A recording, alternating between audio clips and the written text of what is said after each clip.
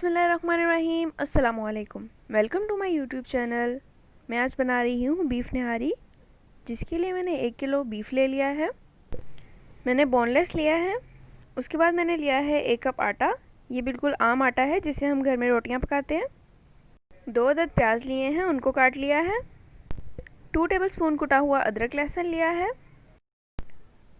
2 tablespoon भरकर पिसी हुई सौंफ ली है।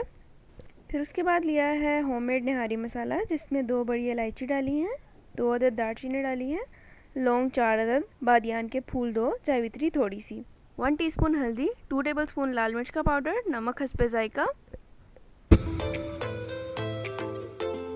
मट्टी की हांडी ले ली है, उसमें बीफ डाल देंगे। प्याज और कुटा हुआ अदरक लहसुन डाल देंगे।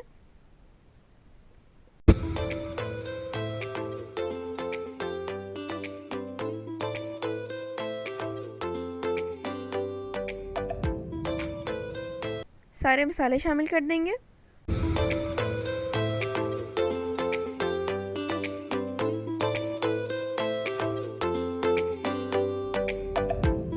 अब इसमें पानी डाल के इसको पकने के लिए रख देंगे। तकरीबन 1.5 घंटा लगेगा गोश्त को गलने में। पानी खुश्क हो चुका है और गोश्त भी तकरीबन गल चुका है। अब इसके अंदर आधा कप ऑयल डालेंगे और इसको भूनेंगे।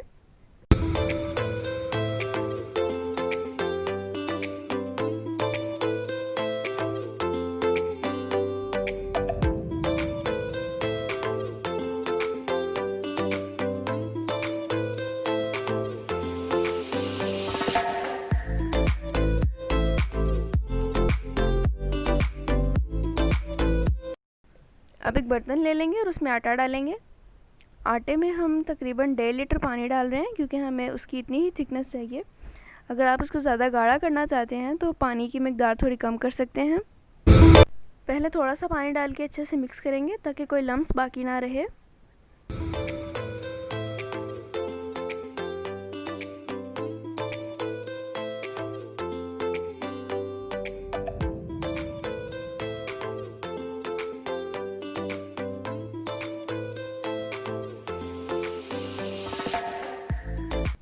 फ्लेम को बिल्कुल लो कर देंगे और मिक्सचर इसके अंदर डालेंगे। अगर हाई फ्लेम पर डालेंगे तो लम्स बन जाएंगे। साथ साथ चम्मच हिलाते जाएंगे।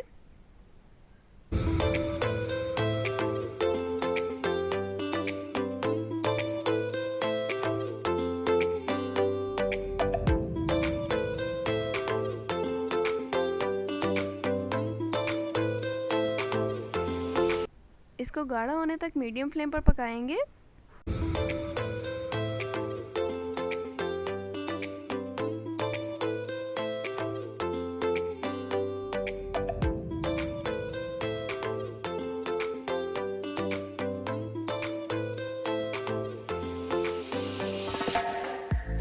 जितनी थिकनेस हमें इसकी चाहिए थी उतनी हो चुकी है। अब इसको डिश आउट करेंगे।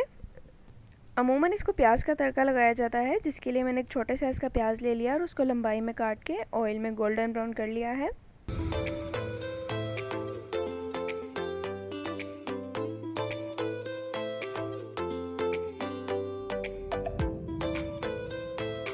गार्निश के लिए मैंने यहाँ पर लिए हैं बारीक कटी हुई हरी मिर्च, बारीक कटा हुआ पुदीना, लंबाई में कटा हुआ अदरक और नींबू। इसको आप गर्मा गर्म तंदूरी रोटी या नान के साथ खाएं तो बहुत ही टेस्टी लगेगी। अगर आपको रेसिपी अच्छी लगी हो तो इस वीडियो को लाइक करना और दोस्तों के साथ शेयर करना बिल्कुल ना भूलिएगा। अगर आपने अब तक मेरे चैनल को सब्सक्राइब नहीं किया तो जल्दी से जाएं और उसे सब्सक्राइब करें और साथ में बेल आइकन को भी प्रेस करें, ताकि मेरी हर नई आने वाली वीडियो आप तक सबसे पहले पहुँचे। अल्लाह ताला हम सबको अपने हिफ्ज़ व अमान में रखे। इसी दुआ के साथ अल्लाह हाफिज़।